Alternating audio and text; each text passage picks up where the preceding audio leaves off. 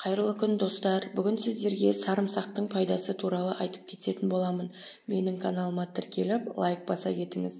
Сарымсақ бұл біздің күнделікті тұрмыста қолданып жүрген сарымсақтың бірнеше ауруға ем екенін білеміз. Бұл сарымсақ бір заманда дезинфекциясы көптеген адамдарды аурулардан құтқарған.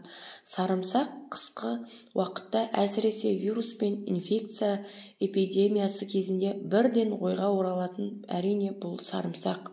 Сарымсақ бактериялармен күреседі, соның ішінде аскаридоз екен. Бұл аурумен балалар да, ересектер де ауырады екен. Яғни бұл ішек құрты, ал сарымсақ оны ішектегі құрттармен күресудің табиғи тиімді жолы болып табылады. Көбіне сарымсақты шикі жеген жөн. Олай жеген аскаридозға өте пайдалы. Сарымсақты шикі жегенде алицилин заты бөлінеді. Бұл зат түрлі зиянды бактерияларды жояды. Сонымен қатар қан тамырларының қызметтерін реттейді. Сарымсақтың құрамында алицилин жүрек қан тамыры жүйесінің қызметін реттейді. Күніне сарымсақтың бір бөлігін жесе, қан тамырларын нығайтып, қан айналымын жақсартады. 12 апта бойы сарымсақты үзбей қолдану артериалды қан қысымын реттейді. Сонымен қатар қан диабетімен ауыратын адамдар күнделікті жеген жөн. 25%-ға төмендетеді. Бауырдағы инсулиннің ыдырауын баяулатады. Қан тамыры мен күре тамырының жұмысын реттеп, қан диабетімен ауыратын адамдардың жүрек қағысын реттейді.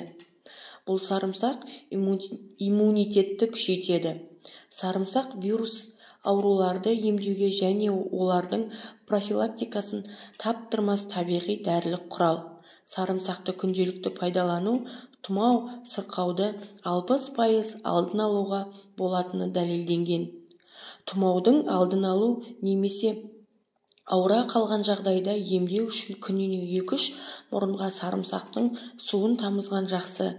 Енді сіздерге зияны туралы айтып кетейін. Сарымсақ құрамы әртүрлі элементтерге өте бай. Десе де оны шамадан тыс жеуге болмайды. Әйтпесе уланып қалуыңыз мүмкін. Сарымсақты аш қарынға жемеген жөн. Асқазаны ауыратындар немесе асқазан ауру асқынғандар адамдар жемеген дұрыс. Сарымсақты көп жесе, ішке газ көп жиналады, жүрек айниды, бас айналады.